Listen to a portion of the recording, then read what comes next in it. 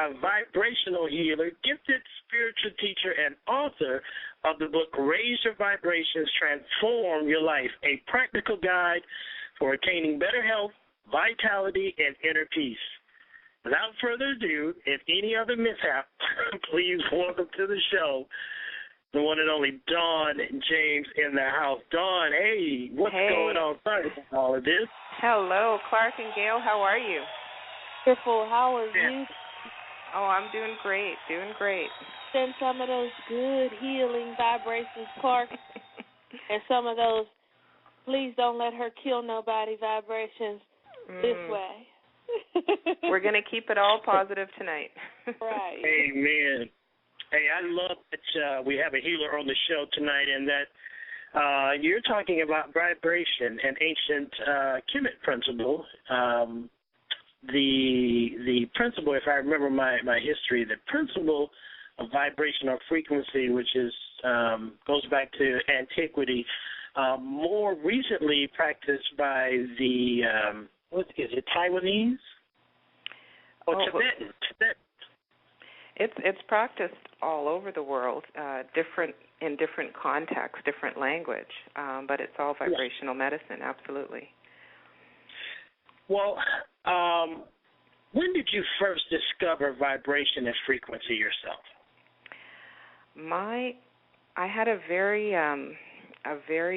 profound introduction into the world of spirituality and metaphysics and vibration, and it all happened very suddenly for me about 9 years ago.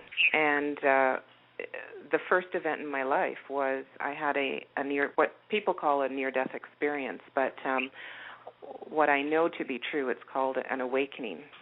So an awakening, understanding that we are more than physical beings. We have a spiritual energy and essence, an inner divinity, which is connected to what we call the superconsciousness. So I had an introduction into that in 2003 as a result of going to the hospital, and realized my spirituality and accepted that, in essence, I'm a spiritual being first, having a human experience. So all of my knowledge came direct from my experiences that year. And through some wonderful teachers I met along the way, I was able to articulate and translate those experiences into what became the book, Raise Your Vibration. Wow. Now, it is said that nothing truly rests and that everything is always in motion, and everything, absolutely everything, vibrates. My question has always been, then are we all, in a sense, touching and connected in some manner? Could you elaborate on that just a wee bit for us? Yeah, absolutely. Yeah, absolutely. Every living thing in this universe is creating vibration. And I say creating because we are all co-creating different vibrational frequencies.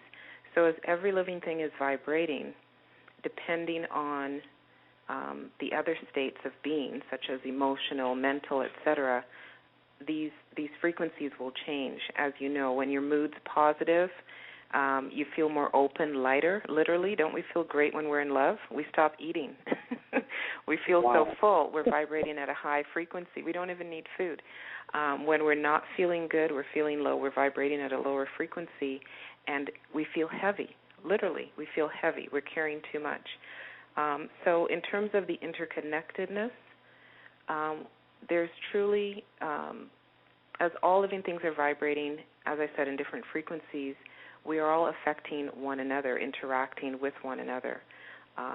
The unfortunate part of how we live today, how most people live, is that we don't really pay attention to how interconnected we are.